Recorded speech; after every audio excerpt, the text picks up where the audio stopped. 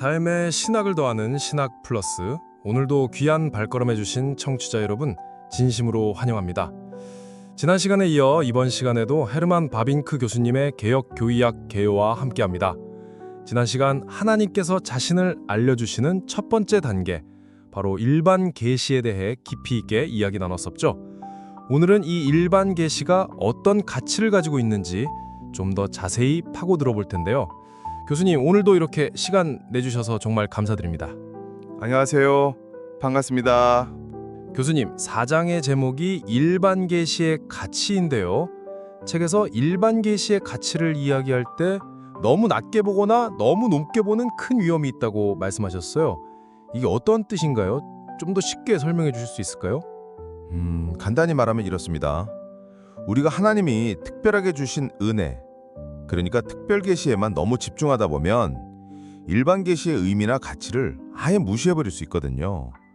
이게 바로 과소평가하는 위험이죠. 반대로 자연이나 인간 세상에서 우리가 발견하는 진리나 선함, 아름다움 같은 것에만 너무 집중하다 보면 특별 계시의 놀라운 영광을 오히려 줄여버릴 수도 있습니다. 이게 바로 과대평가하는 위험이고요.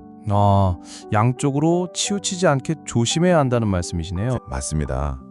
교회는 늘 역사적으로 이 두 가지 유혹 사이에서 균형을 잡으려고 노력해왔어요. 우리는 성경의 빛 안에서 인류의 역사를 잘 살펴보면서 일반 계시가 사람들에게 어떤 영향을 주었는지, 그리고 동시에 어떤 한계가 있었는지 골고루 균형 있게 봐야 합니다. 그렇다면 교수님, 일반 계시 속에는 하나님의 진노와 자비, 형벌과 축복이 기묘하게 섞여 있다고 하셨는데 이게 어떤 의미인지 좀 더 풀어서 설명해 주실 수 있을까요? 세상은 정말 놀라운 역설들로 가득 차 있어요. 높은 것과 낮은 것, 아름다운 것과 추한 것이 뒤죽박죽 섞여 있죠. 삶의 진지함과 덧없심이 계속해서 우리를 붙잡다 놨다 합니다. 어떤 때는 세상이 너무 힘들어서 비관적으로 보이다가도 또 어떤 때는 희망에 쳐서 낙관적으로 변하기도 하죠. 정말 그래요. 웃음과 눈물이 늘 함께하는 것 같다는 생각이 들어요. 그렇죠. 이런 세상의 모습은 하나님께서 인간의 죄 때문에 계속해서 진노를 보여주시면서도 동시에 그분의 자비와 사랑을 끊임없이 나타내시기 때문입니다. 우리가 그분의 진노 때문에 멸망할 수도 있지만 아침마다 그분의 자비로 만족을 얻는다는 시편 말씀처럼 저주와 축복이 너무나 신기하게 얽혀 있어서 때로는 이게 하나로 합쳐진 것처럼 보일 때도 있습니다. 그럼 이마에 땀을 흘려야 하는 노동도 저주이면서 동시에 축복이라는 말씀이신가요? 그렇습니다. 노동은 아담의 타락 이후에 주어진 저주이기도 하지만 동시에 인간을 계속 살아가게 하고 발전시키는 축복이 되기도 하여 이 모든 역설은 결국 십자가를 가리킵니다. 십자가는 최고의 율법과 가장 풍성한 은혜가 만나는 지점이에요. 모든 모순이 화해되고 하나가 되는 역사의 중심이라고 할 수 있죠. 정말 깊은 의미가 담겨 있네요. 그렇다면 인류의 아주 초기 역사, 그러니까 아브라함 이전 시대도 일반 계시의 증거가 된다고 하셨습니다. 특히 창세기 11장까지의 내용이 중요하다고 하셨는데 어떤 점들을 우리가 살펴볼 수 있을까요? 네, 창세기 11장까지의 역사는 인류 전체가 함께 가지고 있는 공통된 이야기입니다. 세상이 어떻게 창조되었는지, 인간이 어떻게 타락했는지, 죄에 대한 형벌은 무엇인지, 그리고 하나님의 처음으로 구원을 약속하신 것이 무엇인지, 이 모든 것이 인류에게 주어진 일반 계시의 증거들이라고 볼 수 있어요. 이때는 특별 계시가 아직 특정 민족에게만 주어진 게 아니라 모든 사람에게 골고루 주어졌던 시기입니다. 그럼 모든 인류가 하나님에 대한 지식을 가지고 있었다는 말씀이신가요? 네. 하지만 안타깝게도 곧바로 분리가 시작됩니다. 가인 자손들은 하나님을 믿지 않고 등 돌리는 길을 걸으면서 자기들 힘으로 문명을 발전시키고 하나님 없이 구원을 찾으려고 애썼죠. 반면에 셋 자손들은 오랫동안 하나님의 아는 지식과 예배를 순수하게 지켜나갔죠. 이것이 바로 하나님을 믿는 사람들과 믿지 않는 세상이 갈라지기 시작한 지점입니다. 문명이 아무리 발전해도 하나님을 떠나면 결국 참된 구원에 이를 수 없다는 걸 보여주는 거네요. 그럼 바벨탑 사건은 어떤 의미로 볼 수 있을까요?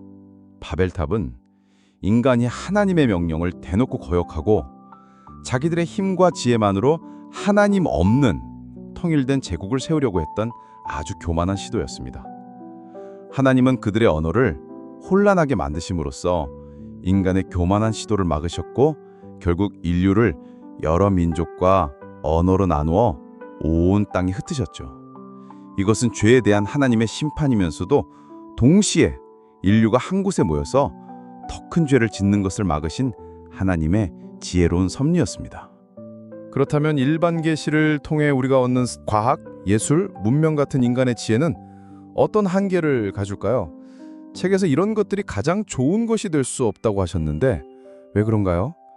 네, 과학이나 예술, 문명은 분명 하나님이 우리에게 주신 아주 귀한 선물입니다. 이것들은 우리 삶을 풍요롭게 만들어주고 세상에 숨겨진 비밀들을 밝히는 데 큰 역할을 하죠. 하지만 그것만으로는 인간의 가장 깊은 갈망, 영적인 목마름을 채울 수는 없습니다. 아무리 발전하고 대단해 보여도 결국 채워지지 않는 부분이 있다는 거군요. 네. 맞습니다. 과학은 세상의 미스터리를 풀려고 하지만 결국 더 많은 미스터리에 부딪히게 되고요. 삶과 운명에 대한 궁극적인 답을 주지 못합니다. 지식이 아무리 많아도 도덕적인 기준이나 기반이 없으면 오히려 죄를 짓는 도구일 뿐이죠. 예술도 아름다움을 보여주지만 우리가 꿈꾸는 이상과 현실의 간격을 완전히 메우지는 못합니다. 문명이나 인류화도 발전했지만 여전히 세상은 죄악으로 가득하고 진정한 사랑은 하나님의 명령에 기초하지 않으면 오래 지속될 수 없습니다. 결국 이 모든 것들은 다 일시적이고 덧없는 것들이며 하나님을 떠나서는 인간에게 가장 좋은 것이 될 수 없습니다. 그렇다면 교수님, 역사 속에서 다양한 개혁가들이나 위대한 사상가들이 등장해서 세상의 종교나 도덕을 더 나은 방향으로 바꾸려고 노력했잖아요. 책에서 조로아스터, 공자, 붓다, 무함마드 같은 이들을 언급하시면서 그들이 개혁에도 한계가 있었다고 하셨는데 어떤 한계였나요? 네, 이들은 분명 당시 타락된 종교들보다 훨씬 높은 수준의 가르침을 주었습니다. 악과 싸우고 도덕적인 삶을 강조하며 심지어는 유일신 신앙을 주장하기도 했죠. 하지만 그들의 가르침은 죄의 근본적인 문제를 해결하지 못했습니다. 죄의 근본적인 문제요? 네. 그들은 인간의 죄악된 본성을 완전히 이해하지 못했고요. 하나님과 인간 사이에 깨어진 관계를 진정으로 화해시킬 수 있는 길을 제시하지 못했습니다. 예를 들어 조로아스터는 선과 악이 배립한다는 이원론을 주장했지만 결국 삶을 왜곡시키는 결과를 가져왔고요. 불교는 고통을 존재 자체로 보아서 금욕과 소멸을 구원의 길로 제시했습니다. 모함마드는 유일신을 강조했지만 하나님과 인간 사이의 친밀한 교제를 이해하지 못했고 구원의 길을 인간의 노력에만 두었습니다. 결국 이들의 개혁은 죄의 뿌리를 완전히 뽑아내지 못했고 진정한 구원과 영원한 행복으로 사람들을 인도하지 못했던 겁니다. 그렇다면 일반 계시의 가치는 어디에 있다고 볼 수 있고 그리고 궁극적으로는 어떤 한계가 있나요? 일반 계시는 모든 사람이 여전히 종교적이고 도덕적인 의식을 가지고 있도록 합니다.